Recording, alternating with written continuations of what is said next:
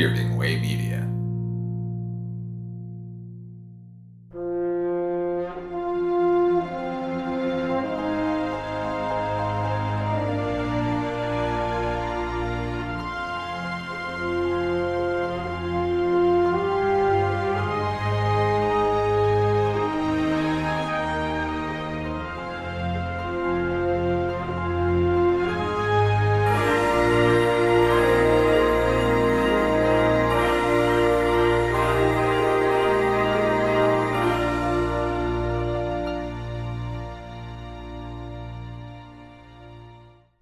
Welcome to episode 69 of the Filmumentaries podcast. This is Jamie Benning talking to you here from my little home office here in London. It's still February 2023, just about, and this is the second episode of the month. If this is the first time you've listened to the podcast, welcome. You have about an hour or so of film history chat ahead of you, relaxed chat. I'm not a fan of shouty, arguey podcasts, so I make this kind of as an antidote to that. Please do check out some of the 68 episodes that came before this one, or all of them, if you wish. You've missed some good ones. I've enjoyed all of them, but I'm aware that you might like to cherry pick the names of the people you know and the films you like first. But I do encourage you to check out any of the episodes out, and I'm pretty sure you'll learn something new. If you are a regular listener, you know the law of the podcast. Thanks, as always, for your continued support. And if you do like my work, and this is work, then please visit patreon.com/Jamie Benning. There are several tiers to choose from with different perks along the way. You can now also support the podcast by buying some Filmumentaries merch, including Filmumentaries logo mugs, bags, bottles, t-shirts and even socks, and also t-shirts with Inside Jabba and Inside Jaws posters on them, the ones that my good buddy Pete Starling created for me way back when. Why not buy one for your next film convention? You might be the only one wearing one of these t-shirts there, and by default you'll be the coolest person in the room. Anyway, all of that can be found at filmumentaries.creator-spring.com. It's quite a long link, so I'll post the links to the merch and the Patreon in the show notes too. Thanks for the feedback on the Hal Hickel episode, last episode. He was great to chat to, and you can find that episode along with all of the others on Apple, Google, Amazon, Spotify, or wherever you listen to podcasts. Please remember to share with like-minded film nerds. This is a small independent podcast. It is just me, my laptop and a cheap mic. No marketing budget and no big name presenter attached to it, so your help is very much appreciated in getting the word out there. Best way to do that is to review it on Apple Podcasts, because apparently the more reviews you get, the higher they'll put you in their ranking on their website in terms of how high up you appear on their page. When I first started out, I got some lovely reviews and I was right near the top and getting actually more listeners than I do now. I love my listeners, don't get me wrong. You're a great bunch and it's great to interact with so many committed listeners, but it would be great if we could get this out there to more people. Okay, so for this episode, number 69, I spoke with ILM and Sony Pictureworks legend Ken Ralston. Ken started on VFX in advertising, and then in 1976 he was employed to work on a little film called Star Wars, and he remained at ILM for 20 years, having worked on Star Wars, Star Trek, Dragon Slayer, Back to the Future, Forrest Gump, Jumanji. I mean, the list is huge. You can find it on IMDb. He then went on to work as visual effects supervisor and creative head at Sony Pictures Imageworks. He's won 5 Academy Awards during his career, and I got to have a chat with him. If you don't know who Ken is, firstly, why? But secondly, you'll definitely know the films he's worked on, as you can tell from that list. And if you do know Ken, you'll love this conversation. He recently, of course, featured in the Disney Lawrence Kasdan directed documentary series, Light and Magic. But as ever, I'm keen to talk to these people a little bit deeper. You know, Ken and I spoke for just over an hour. So without further ado, here's my conversation with the VFX legend Ken Ralston, and I'll be back at the end for a bit more jabbering on.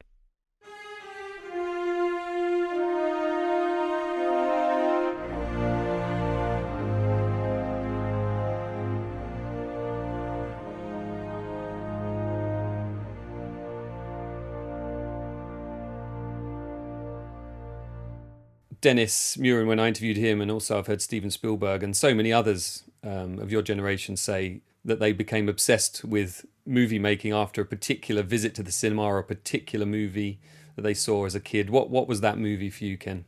Well, it must have been because I've always thought the same thing, which was the Seventh Voyage of Sinbad, Ray Harryhausen's film. Of course, he didn't direct it, but no one even knows these directors. It's always a Ray Harryhausen. Yeah. And I was very young. I think it was like at a Saturday matinee or something here in LA where I was growing up. Went down, and I don't know what the double bill was, probably some horrible thing, but it came up, and I didn't know what I was watching. I just had never seen anything like it, and it seemed so real, and it just obviously never left me. I just was obsessed with it. Yeah, it's funny, isn't it? For me, that movie was Star Wars, of course. I'm what am I 47 this year? I was only one when Star Wars came out, but it was those movies. Thank you very much. It was those movies. I was surrounded by those movies. By the time I was 3 or 4, when Empire came out, that was kind of my world. But do you look back and sort of see your parents as supportive? Because I know we saw in Light and Magic, of course, some of those 8mm films, and thank goodness for 8mm existing. Otherwise, we wouldn't be here now, right? That's right. But it's so important to have the kind of the backing of your parents, whatever your hobby is. In your case, wanting to kind of replicate your heroes, I guess. I give them all the credit in the world for me having a career doing what I'm doing. And what they put up with, it was many years later, of course, when I started to think about, oh my God, what were they really thinking and not telling me, where they've got this kid who's in this garage animating clay blobs and obsessed with this kind of trying to learn what all that world was about. I had a little 8mm Bolex camera, which was a great little camera that they helped me get. And it's like the one film I had done with a friend of mine, Glenn Anderson, was The Bounds of Imagination, which I believe there's a piece of in the ILM doc. And one of the scenes, which I'm sure they didn't use, but it's a psycho. We were just trying to cover a lot of different sort of genres in this attempt to do anything. I mean, we were like 14 years old, and we had a maniac on the loose scene, and it was like chopping stuff up, and we had blood flying in my folks' garage. The wall was stained forever with like red food coloring, and I never heard a peep about it. Wow. So it was great. I mean, they were fantastic. I think sometimes I like to pretend my parents weren't involved in, what I would become. But, when I look back, they bought me a camcorder when I was in my teens. I was into cars. My dad was into his cars. And I work in motorsport TV now. I mean, it couldn't have been more obvious. Did your parents come from any background that was interested in film or any? Absolutely not. My folks had no connection to that world whatsoever. What so did they your must have parents been do? even more horrified, but yeah. What did they do, your parents? Well, like my dad was the president of like a foundry, basically, that would make parts for the airline industry and helicopters like Bell Labs, things like that. My mom was, housewife. Yeah. But then I suppose the ingenuity of an engineer, somebody that's working, with parts for airplanes, and also the problem solving you have to do every day as a housewife. I mean, I'm sure that all kind of, we kind of soak that all up as like a sponge, don't we? Because that's what you guys do. You're problem solvers ultimately.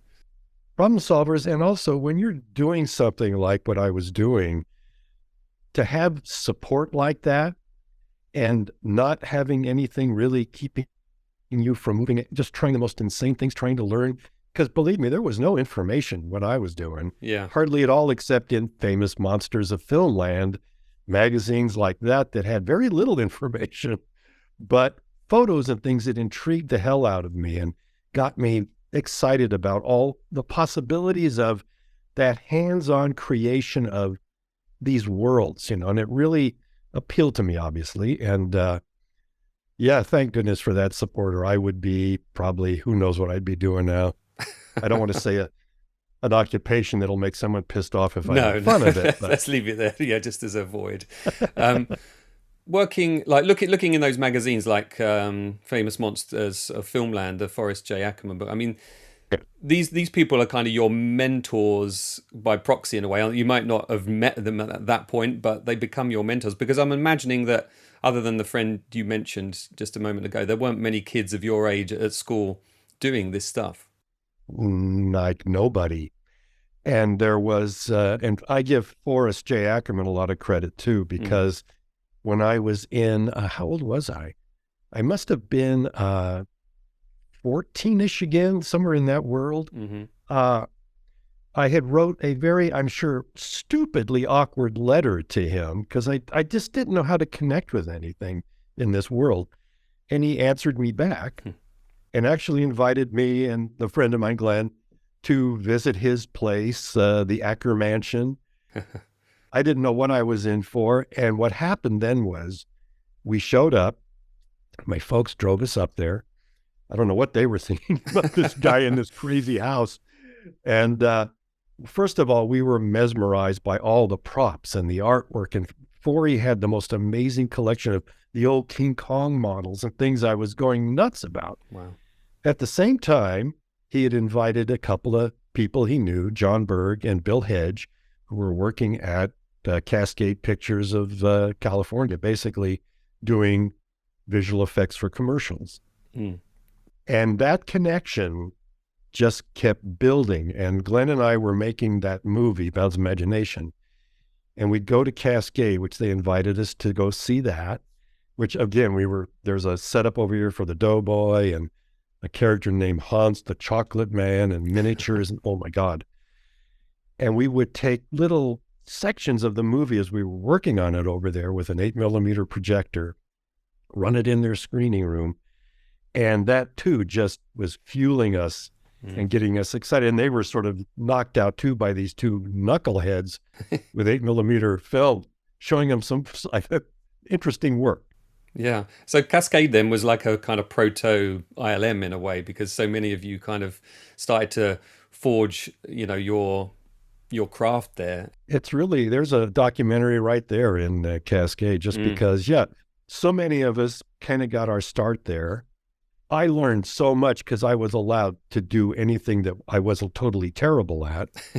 And, I did stop motion on some, it's long gone, whatever the hell it was.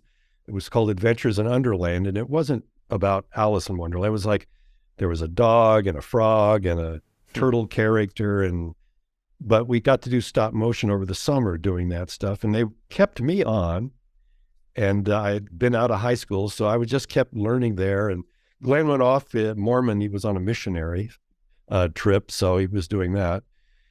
And it just kept growing from there. Plus, I met the greatest people in the world with John and Dave Allen and Lane Liska, Bill Hedge and Dennis and Phil and Rick Baker, and on it goes. And plus, I probably never laughed so much in my life as working there as I ever did after that.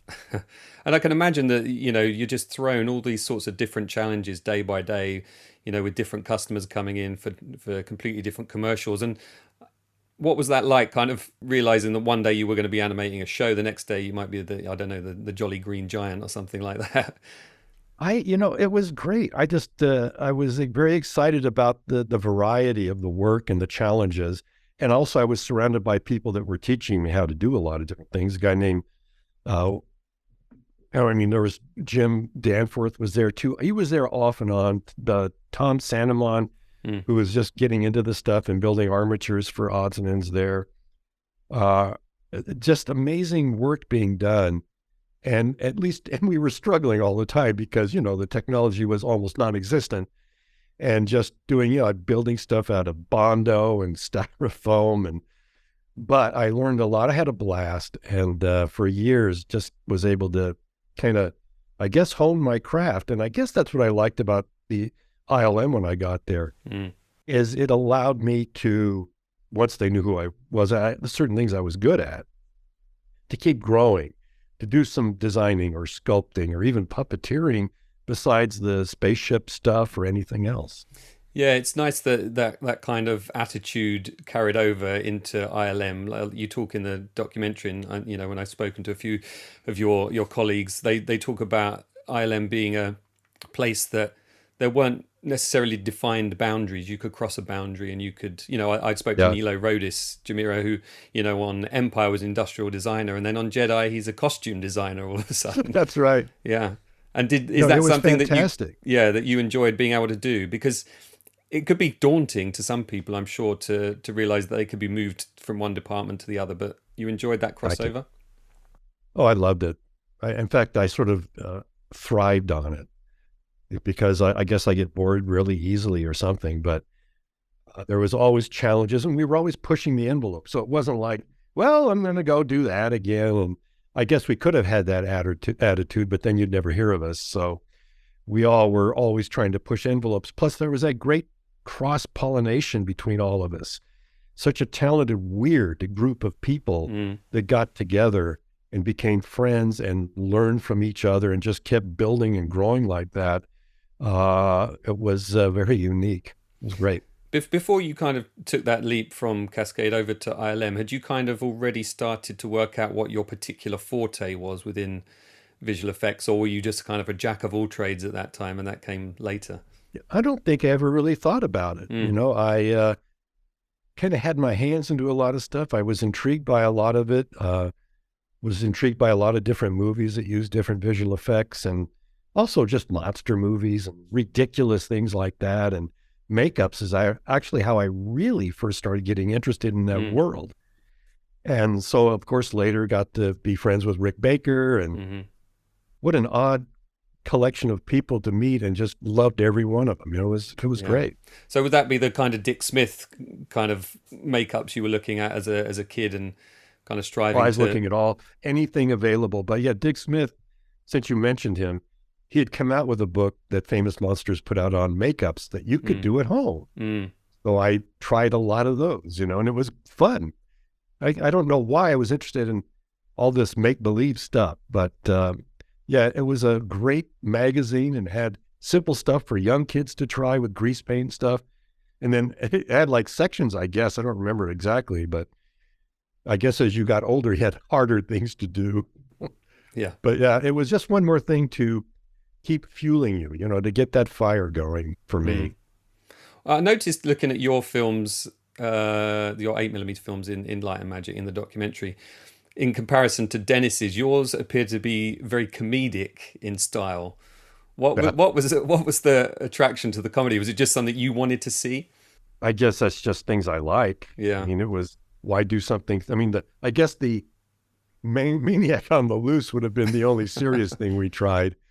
But most of it is all for laughs because it's more fun to do when you're out there doing it. And we're laughing and goofing off and coming up with ideas. And Glenn and I would switch off on, okay, I'll do the next idea. And then we present that to the other person. And then he would come up with an idea. And so we kind of mixed and matched the different areas of this knucklehead's life during a day where he imagines all kinds of different things. So all it did was give us an opportunity to try whatever we wanted to. Yeah. Yeah. And I'm imagining that kind of the culmination of actually seeing it, having it back from the lab in a couple of weeks, it was fun, but it was kind of over and done with, and you're on to the next project, I would imagine. Well, also, I mean, that's a world like people don't even know about now, which was, there's a 25-foot roll of 8mm that they would split down the middle because that's such a small image. So you had 50 feet of this stuff. It would come back on a little white reel, and the excitement and the terror you would feel if it didn't work, because we were doing stuff. We had no idea if it was going to work or not. Come back, get in the room, shut all the windows off, put the film in, turn it on, and very exciting stuff. And then eventually when we finally finished that thing, over a year between school, we showed it in a lot of classrooms and stuff. And once the word got out, I can't even imagine how many times we showed that thing. And that was pretty fun too, to get that kind of response from a little group of people. And anyway, it was all great. Did you get any other members on board that kind of wanted to get involved, or was it very much they were spectators? No, it was really just Glenn and I, and then occasionally like my cousin Paul showed up and helped us out on a few things. And it was a pretty small, contained little unit with us. Plus, I think we were the only two people who knew how to do any of this stuff. So we just kept it that sort of contained so we could achieve what little we were achieving, but it was fun. Yeah, I didn't speak to Phil Tippett yet. I'm hoping to at some point, but I heard him say something about those early days of, making some effects in camera, sending them off to the lab. It was a bit like learning to play the piano where you pressed a note but didn't hear it for 2 weeks. That's perfect. Yeah, it's a good way of kind of visualizing that, because today we're so used to just try it, undo it, try it again, Control Z. Yeah, it's immediate gratification now. And yeah, we had to wait. And then you're off doing other things or planning the next thing. And then, but when you would get something back, like if we try to split screen with something, I mean, this is done in such stupid ways and it worked. Oh boy, that was really thrilling. And then I guess, yeah. Well, I was just going to say, I guess what it means a lot to me, because the work should always be that. I don't care how it's created or what the setup is, how you build, how you work with a group of people, even in this crazy new digital, insane, global way of doing work. Anything you can do to give some authorship to everyone who's working on these things, and there's so many now, it's a difficult thing to do without just having them be beaten over the head just to do the same thing over and over. That thrill and that ownership of anything in it is really important. Yeah, I've spoken to a couple of VFX supervisors, and I've always asked them the question, jumping ahead now to kind of the digital realm. I'm sure we'll jump back to the analog realm again, but how do you, as a supervisor, manage to keep everything kind of cohesive on the films of today when shots can be made across the world by potentially thousands of people now? Very different Cohesive. to when you were starting out. Yeah, how do we do that? Oh, sometimes we don't do it. Yeah.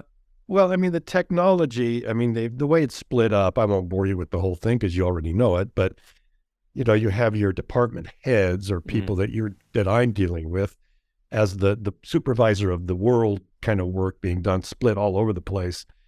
And you sit in this is what I don't like about it, because in the earlier days, in the early ILM days, we all knew each other.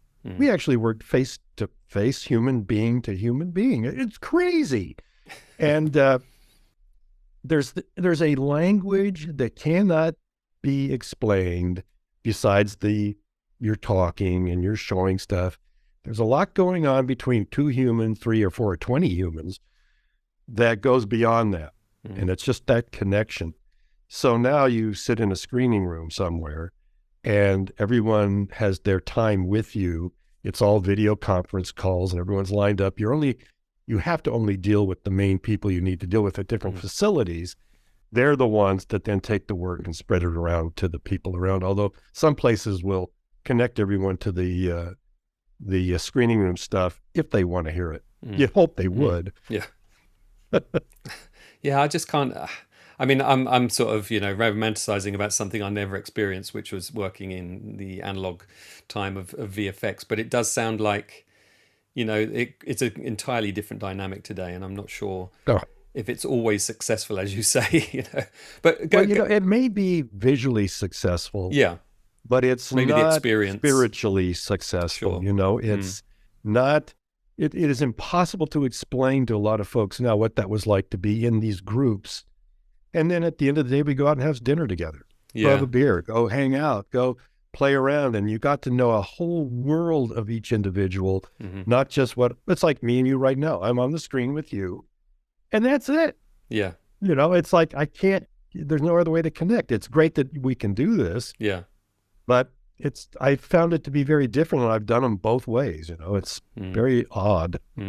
Yeah, I've traveled the world for 2 decades working in motorsport, in Formula One motorsport, as an editor on site with all the camera operators, all the sound operators. And since COVID, I'm now in a hub like 20 minutes down the road from where I live. So instead of going to Australia and Montreal, or Melbourne and Montreal, I'm now in a hub. And I miss that kind of interaction. I miss that, being able to put my hand on someone's shoulder and, talk to them and go to lunch with them and talk things over, and rather than just waiting till that moment you've booked a meeting or that you're on air to talk about things. And despite how much we may not like it, we are human.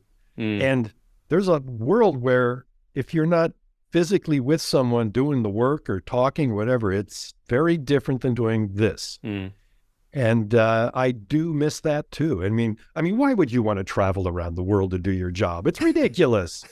It's like I think about these different. I still, when shooting, I'll go on the set so no one does something stupid, so I can't make it work. So at least there's that part of it you still get to do. But instead of me wandering around to workstation, talking to the artists themselves and making connection that way, it's all done over the internet and webs. Who knows what, and they can be thousands of miles away, and I can feel it. That's all I can say. I can feel it. Yeah, I mean, I suppose the benefit is it opens the pool of expertise. It's not just a group of guys that happen to be in California and were banded together. Right. But, I suppose there's a give and take with all those situations. So going back to that moment when you were employed at, on Star Wars, was that a matter of John Dykstra kind of going around and gathering up all of the people he knew that could do this stuff? Well, the first way, I found out about Star Wars from Dennis, who got hired on there. And I actually don't know how Dennis got on there. I'm thinking about it, I was like, oh, how did they connect with him? I forgot. And he had the script when people could do that, in those days. Hey, look what I got. And him and John Berg and I still remember I was in a car with those two. I guess we went to lunch. He had the script, and we were leafing through it and sort of reading little bits out of it. And a couple of things were, it was funny, it was fun, but at the same time, because amongst our group, people would talk about movies, not Star Wars, but trying to make movies of a similar vein, let's say. And, the bigger it gets, the more you'll never get it made, and all the things that keep to stop something. And it seemed like, how'd this ever come about? There's so much in it. And that was it. I forgot about it. And then I was back at Cascade and messing around. And then I got a call from Dennis. In fact, I was at my folks' cabin up in the Sierras. At least that's how I remember it. And asking me hey, do you want to, be my assistant on this movie, Star Wars, George Lucas is doing? Sure. It was sort of like, I thought, okay, why not? I don't know what that means. And I hadn't even seen, I'd only seen THX. I hadn't seen American Graffiti. Right. And I really liked THX. So I went, oh, yeah, this could be interesting. And was there a period of time talked about at that time? Do you remember? Did he say it's for 3 months or 6 months or a year? Or no, I just showed up pretty recently after he asked. And then we all were doing the same thing. We're just trying to figure everything out. Yeah, yeah. And as is documented in the documentary, there's that period of time where you were inventing the technology to enable you to do this stuff, and therefore nothing really was produced for quite some time. Did you feel the pressure of that kind of ticking clock? I didn't feel it like, let's say, John Dykstra felt it. I wasn't responsible for that sort of thing. However, I was probably more frustrated than anything as the new technology, how slow and clunky it was at the beginning to get the simplest shot done, where I know Dennis and I would make comments about, okay, a TIE ship's going to start from point A, fly by and go out. Well, it was so complicated with the computers and the camera and trying to get things to work right mechanically at the start. And then we would, of course, bring up, actually in some of these shots from the Lydecker brothers, if you know who they are, you probably do, were from a film called Flying Tigers, which was all miniature and airplanes on wire rigs. And we were trying to duplicate those shots with the X-Wings. George used it as kind of a previs.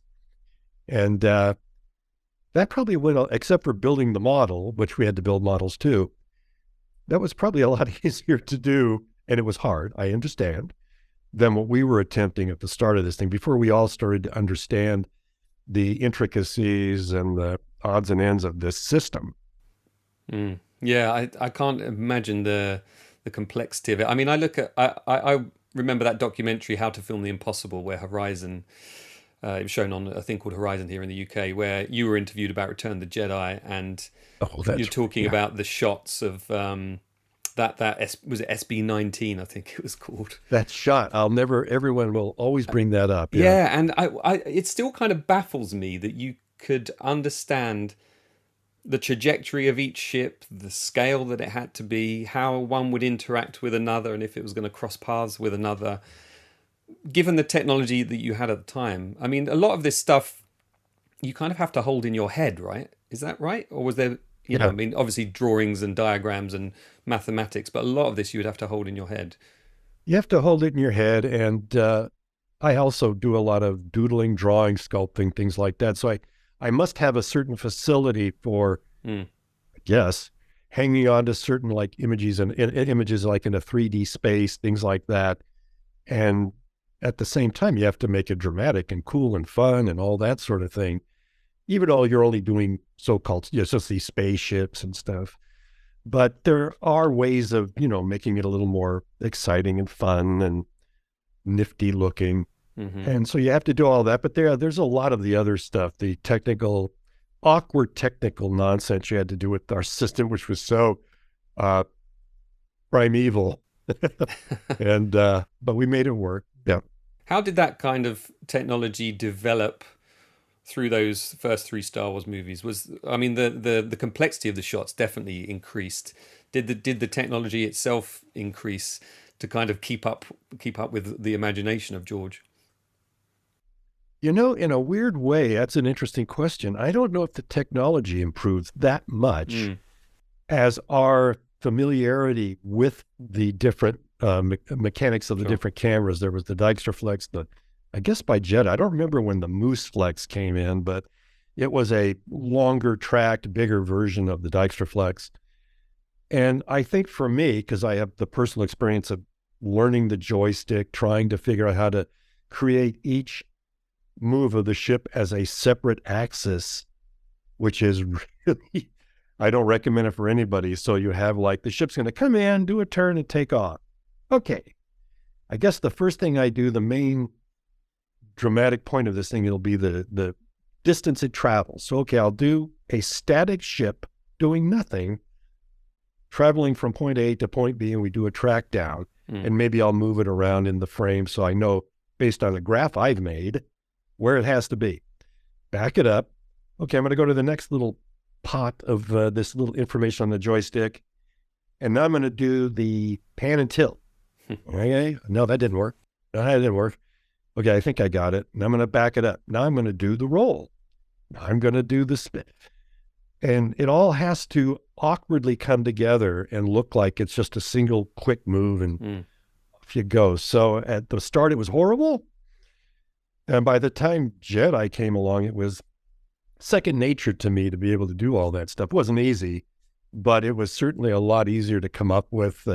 I knew how to feel my way through it. Yeah, the trial and error of it all, I guess. And did those computers ever crash? Did you ever get like No, sure. way down the line to getting everything kind of ready, and then you had to start from scratch again?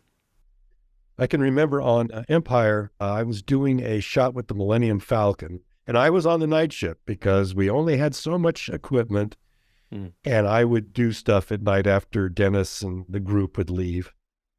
Sometimes I'd take over shots he was in the middle of. Most of the time we tried to split it up more distinctly than that. And I did the whole thing. It took hours. The Millennium Falcon's flying. There it is, doing all this stuff. Okay, let's shoot this thing. And there was a power outage.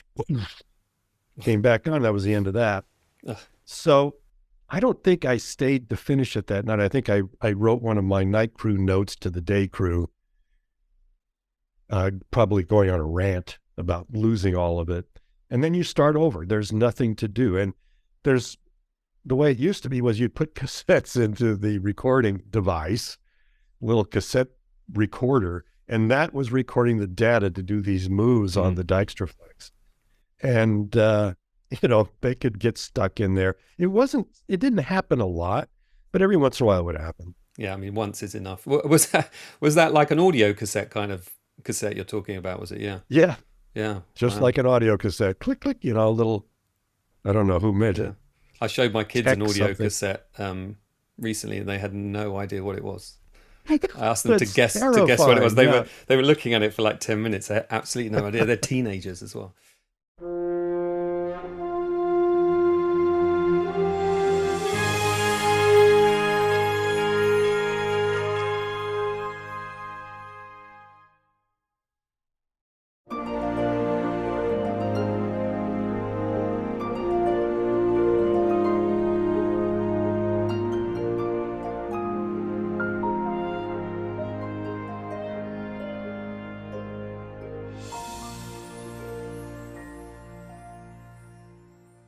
you talk about the long hours, you talk about the night shifts there, and it gets kind of unsociable working in the industry as well, I'm sure. But what is the attribute you have in your personality that drives you to kind of want to be able to go back in that next day and try that shot again? And I guess it's this kind of tenacity or determination you just have inbuilt.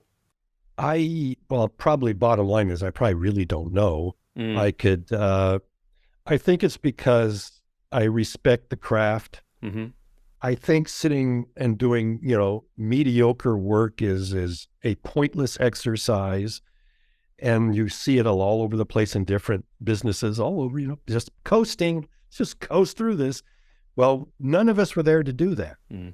We were there to be the best. And I enjoy that because it pushes you as an individual to keep growing artistically, technically, any number of different things. And I think that's also why I like to get my hands into the designing of some of the characters or puppeteering, sculpting characters for movies, things like anything that is a constantly growing as a creative person.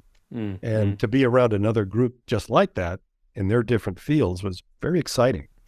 Yeah, it seems that George and I guess, John were able to employ people of a certain kind of personality trait. It wasn't necessarily that they were into movies or into science fiction or Right. had a love for even the Star Wars movies later on.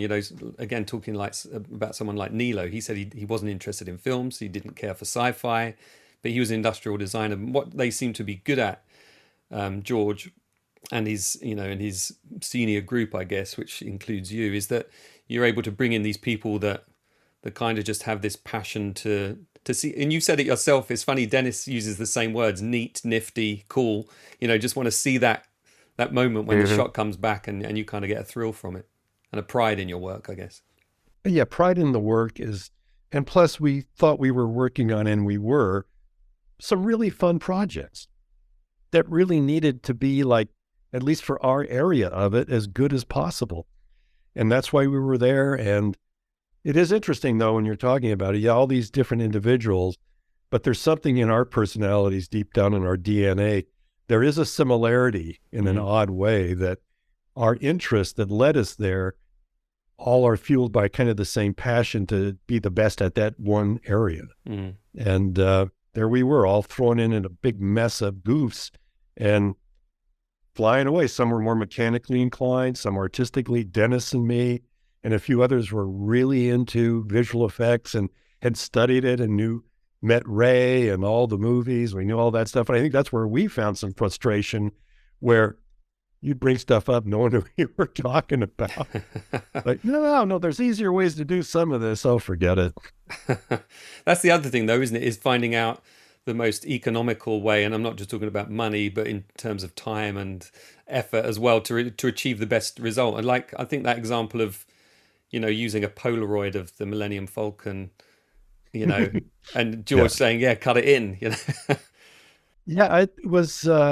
We did a lot of that in the analog days.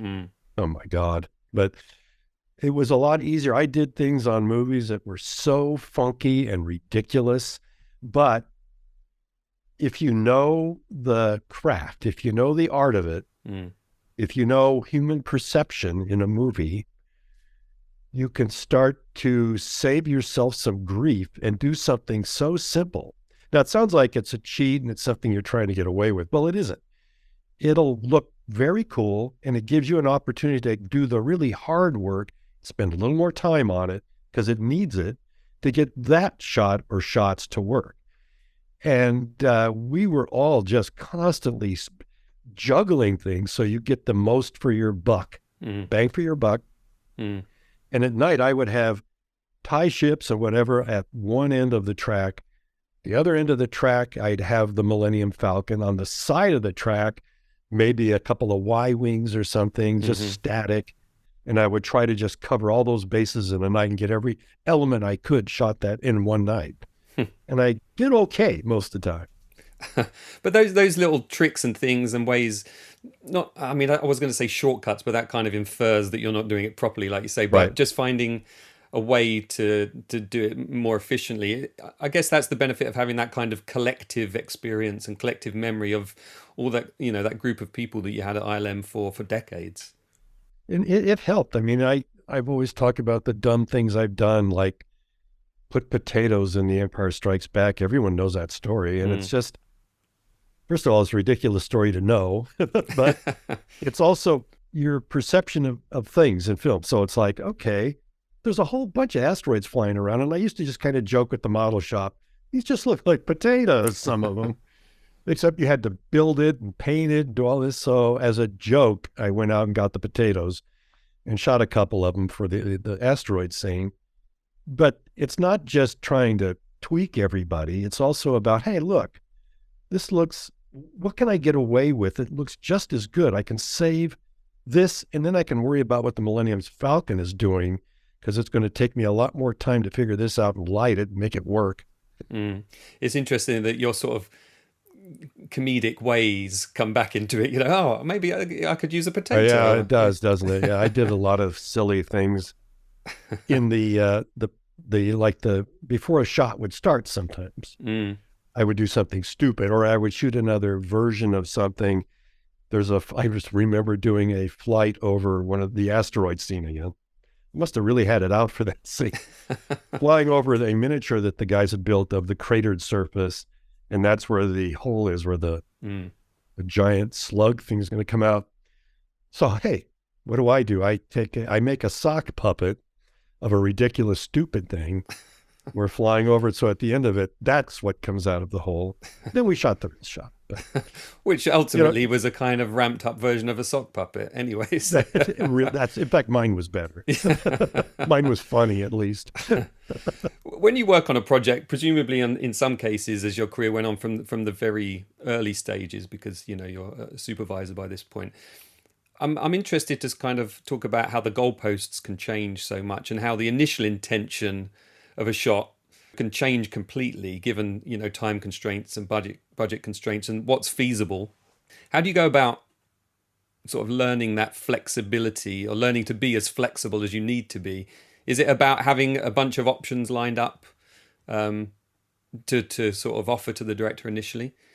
Sometimes it can be that. I mean, most of the time, I think for me and some of the experiences there is whatever the discussions have been with a director and the storyboards and the first concepts, you try to head down that path, at least at the start, because no one really knows how this is all going to play out. I mean, Robert Towne, who wrote Chinatown, I think, had called it rational noise at these meetings, where everything's going to work and it's all going to be great and we're going to move here and the location's over there, and none of that happens. It all blows up in your face. So I think the flexibility happens from first experience, and that only comes from being beaten over the head by things. And then when it occurs, you start to quickly figure out, based on what you know about what the shot's got to be, the technology of it, well, your time frame, what they're willing to put up with if you have to spend a little more money to make something work that is obviously not going to work now because of whatever reason. And it's an ongoing process too, and which is what film is. It's a flexible art that keeps shifting because there's a lot of people involved, all variables you can't even guess at. That's the thing, is you can't guess at most of the things are going to slap you in the face down the line. So enjoy the slapping, be a masochist, and then get past that. Don't feel it's a personal attack on you, which maybe in my early days, some of that is what it felt like. And try to make the best out of where it wants to go all of a sudden at the very last second. And it is frustrating, but you can do it if you just hang in there. Yeah, you grow a thick skin after a while, I'm sure. You do. And you don't want it to get too thick, that skin, because then it kind of, I think, cuts you off of being bold about some of the things you still want to try and jump into, even if you think it's sort of foolish, because sometimes it pays off in really good ways. Yeah, I think that's what's always been amazing to me about what you did as a group at Industrial Light and Magic, is that you didn't kind of just rest on your laurels. Each new show would present new challenges and take you places you didn't know you were going to go. That must be both kind of exciting and daunting at the same time. It is, and it can be as different as, I mean, the example I would throw out is doing, the Star Wars movies and Star Trek movies, things like that, and Back to the Future, very different-ish. Yeah. And Back to Future 2, and then it's Roger Rabbit. Yeah. And it's just couldn't be more different. It was great for me because I am a huge fan of those early cartoons by the great Warner Brothers directors, Tex Avery and Jim. Yeah. And Chuck Jones, and you name it. And when that showed up with the intent that Bob wanted for it, oh man, that was a match made in heaven, I'll tell you that. And it was brutal, but it was great at the same time. So it keeps you going, keeps going. And when you see results on something that's finally coming together, it's a blast. And at least I always bring this up. There had one screening room at ILM at the time. First would go in Willow. Dennis was doing Willow. They'd be in there and we'd start to form outside the door and wait. They would come out. We would go in, and when we came out, we're laughing and chuckling and having a great time because what we're seeing is so ridiculous and fun and cartoony. And we were having a fun time on that show. Yeah, I guess Willow had its own challenges. I'm just thinking, I spoke to Gene Bolte the other day about, work, just that kind of the morphing technique and all of that kind of appeared out of that. I remember hearing you say when you saw the Star Wars premiere, you leant over to Dennis and said, who worked on this? And I think on that documentary I mentioned earlier where you said you looked at that Jedi shot or some of the shots in Jedi, you said, that's great, but what we did was a lot harder than that. Are you still able to kind of be astounded and surprised by the final cut of a film when it's all put together and you see it for the first time? Or is it more of a sort of relief that it's done? Well, you're right. I think as the years have gone by and as the way you do the work has shifted, it's more of a relief. However, when the film is well done and the music is there and the sound effects are there and it's the final polished piece, and let's hope it's a decent movie. Sometimes it's not. And you sit there and you see it without having to worry about finishing the shots or any of that, and you kind of sit back. I always get excited by it. When it's a scene that you've worked on too and you have your work in, something that's well done by everybody, not just us. If it isn't the whole group by every department, you're going to look like an idiot, And so it always gets me hyped up and excited and proud to have been a part of whatever that happened to be. I was, of course, looking through your filmography here, and we say Star Wars, Star Trek. You worked with Ron Howard on Cocoon, Robert Zemeckis on Back to the Future, and Roger Rabbit. But then we've got Dreams by, one of the most legendary filmmakers that ever existed, Akira Kurosawa. Come on, that must be up there for you, surely, as a kind of bucket list moment. I don't even know what to say about it because I don't even know how I was the one they picked for this. I know I went down to Amblin to have a meeting with him and his interpreter, Mike, and I was beyond, I don't even know what to say. It was an amazing opportunity. It was so hard and so painful being on that movie, but I am so proud to have had any connection with this genius and to have been around him and watch him work on at least the work that I had to do stuff on. He was kind to us. He was very gentle and wonderful. Of course, he had to be tough as he's a director. Yeah. And the meetings we'd have with him, I'd get him to laugh as soon as his interpreter told him what I was saying. And it was really an amazing experience. But I will talk about this because it's unique to most of the films we all work on. Kurosawa is a real filmmaker, which means a movie called Dreams. And I told him this at the first meeting because I was a little concerned. And I said, well, this is great. However, he's making a movie that's about his deepest, most personal visions in his head, his dreams. Mm-hmm. This isn't a guy that's making a commercial. And for me to get in there through his interpreter to understand where I'm trying to go with these images, all I said was, well, I'm a little concerned. Mm. Now, I hadn't worked with, Japanese anyone really before that. So I didn't realize when you say things like that, you'll probably hear, oh, don't worry, it'll be fun. Well, it wasn't really fun, but because I could not, it was so hard to crack that. I had shot so much footage. I wasted so much money. I'm sorry, ILM. But I could never find that place because it was so personal to him. Mm. I finally got images that made it in the movie, and there was very few shots in the movie. But wow, what a journey. But I'll never forget moments like being on the side of a mountain. I think it was called Gatemba. And the way he would work, this is the artist. He's walking around, and he's a tall guy, and how old was he then? He's up and down this mountain, and we're trying to keep up with him.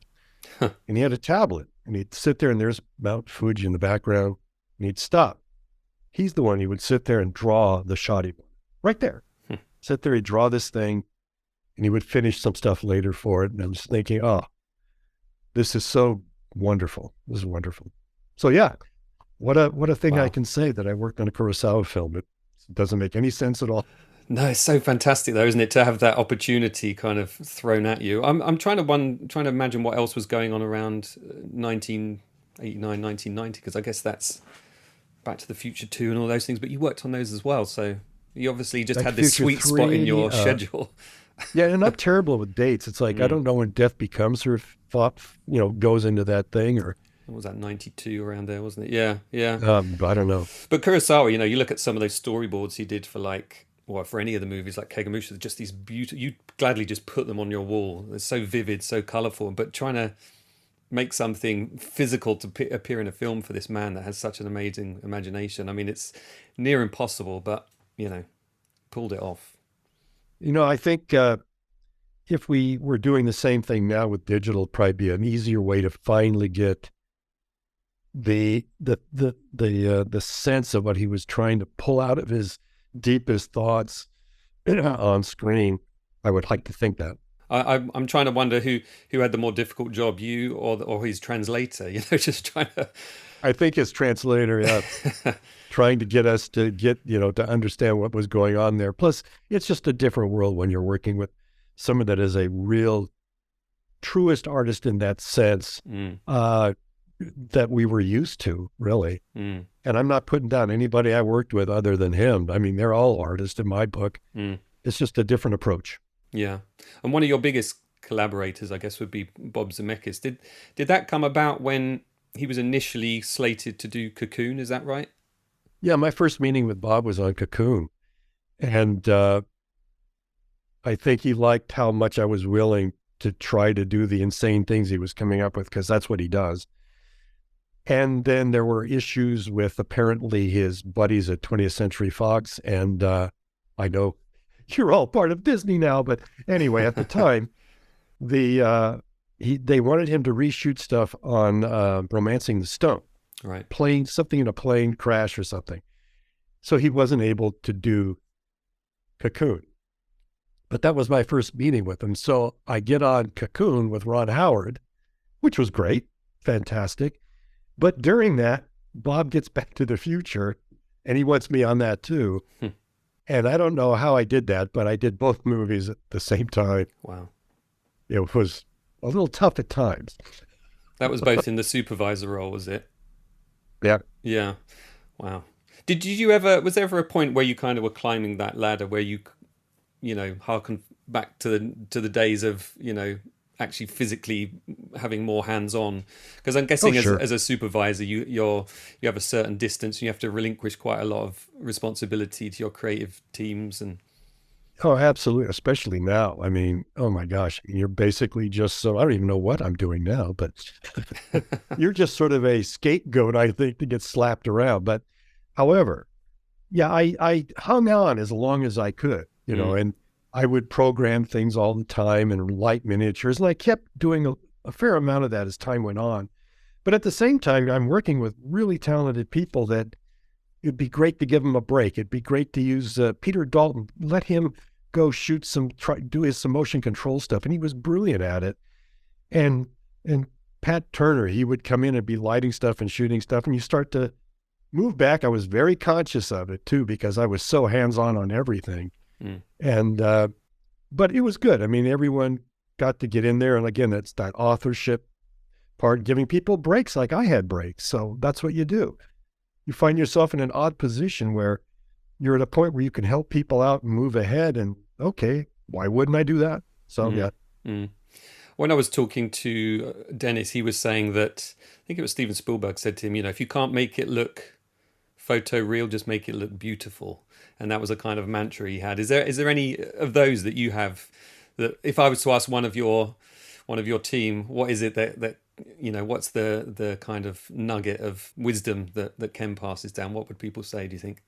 Wisdom? I don't know if Ken has wisdom, but I guess it's to just give it your best. Go in and try as hard as you can to get the thing you want. I suppose if you're not quite getting it, I mean, there's a lot of factors here. At least make it, then it's going to go back to what you said earlier. It's make it fun. Make it a fun, cool, nifty, to use that again, you know, something that is, maybe it's a little tweaked, and I can point at shots I've done that are like, I don't know, but they're fun to watch. And just do that. So the audience in the movie, if it has the mood, the tone of the film, you've succeeded. Okay, 2 final questions, because I'm aware we're reaching the hour mark here. Now, what do you think the biggest challenges are in VFX today? Trying to stay awake, I think. Well, because of the time zone, that's what you mean, the time zone difference. Oh, that's what I mean. Yeah. No, it's trying to, again, it's trying to keep a team feeling with people spread all over the globe, and trying to still, as a supervisor anyway, which is harder to do now, give it that thing that you want to give it, to get something of your voice in there. You're there for the director. Understood. They've hired you to do that, to take what they want and get it in there, and try to get it in the movie with hundreds of other hands doing it. And can be daunting. It can be a difficult thing to achieve. And as a final question, maybe with a little annex on it, how do you kind of understand yourself how ILM were able to make so many films, and films that you worked on, like, you know, if I just read the list to my listeners now: Star Wars The Empire Strikes Back, Dragon Slayer, Star Trek II, Return of the Jedi, Star Trek III, Cocoon, Back to the Future, Star Trek again, Golden Child, Who Framed Roger Rabbit, Back to the Future 2, Dreams, you know, it just goes on and on. The Mask, Forrest Gump. Crazy. How did you and ILM manage to work on all these movies that are still such big cultural cornerstones? I mean, these are still movies that people are talking about today. I mean, my podcast is filled with people still, you know, I'm talking to people about those films, you know, films that are 40 years old, some are 50 years old nearly. How is that possible that you worked on all of those? I guess I was young and foolish. I was full of piss and vinegar. I don't know. It's first of all, we were all very lucky to be on projects that were really fun, cool projects to watch, whoever worked on it, and very well done. And we were working with other people in other departments again that were also giving their all. And I guess because of who the group was there, we were all friends and we all worked really well together most of the time. And it was that fire that somehow, I don't know how, I mean, you're asking me something I can't explain, which is, how was that fire constantly kept burning in us?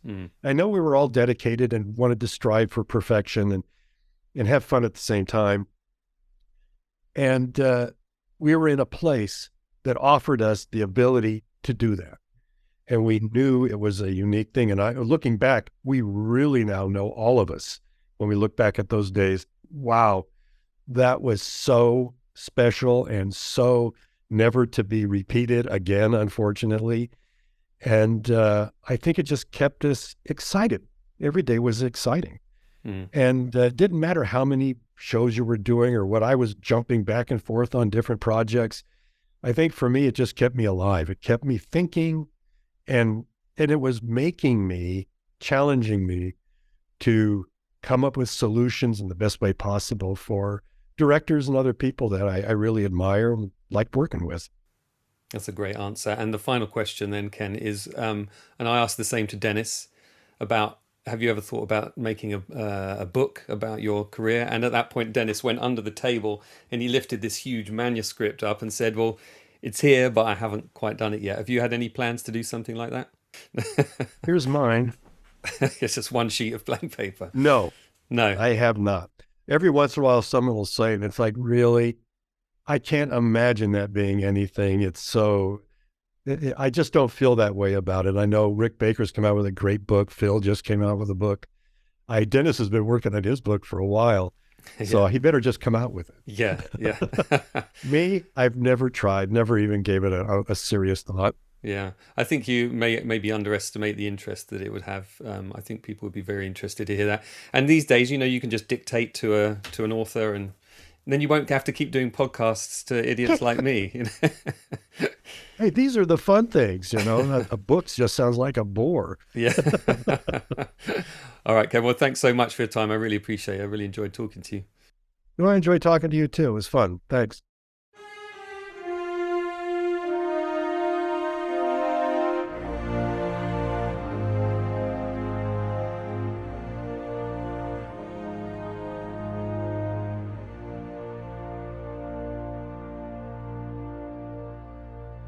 Well, I hope you enjoyed my chat there with Ken Ralston. Thanks to Ian at ILM for connecting us.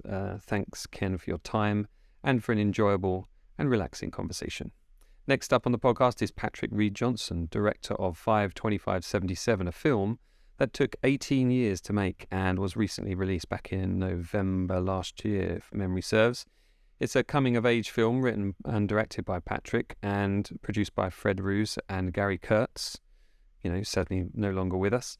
It stars John Francis Daley as a teenage Patrick and his obsession with filmmaking, as well as his excitement for the forthcoming movie Star Wars. Yes, that movie's back again. It does get a lot of mentions on this podcast. We've already recorded that chat, and of course we hit it off immediately. Well, I mean, we've known each other online for years anyway, but it's no surprise given that we're into very much the same films. But it was good to finally talk to him. I would say in person, but it was via Zoom.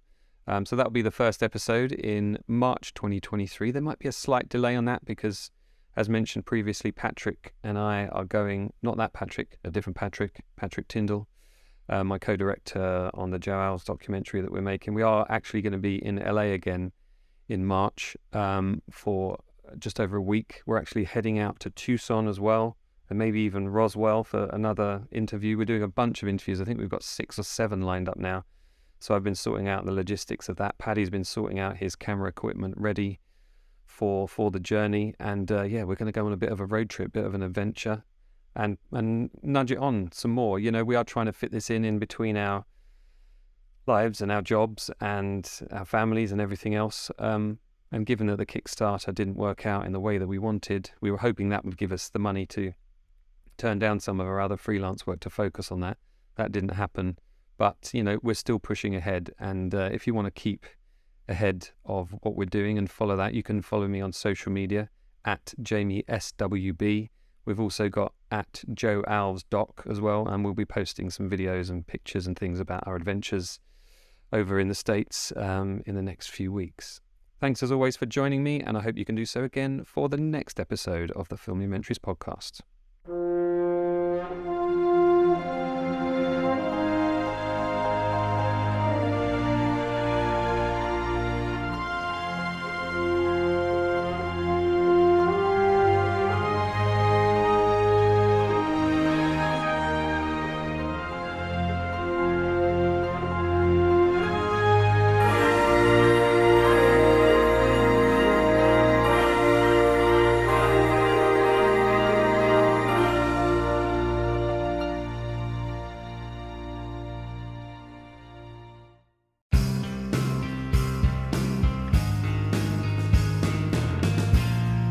Weirding.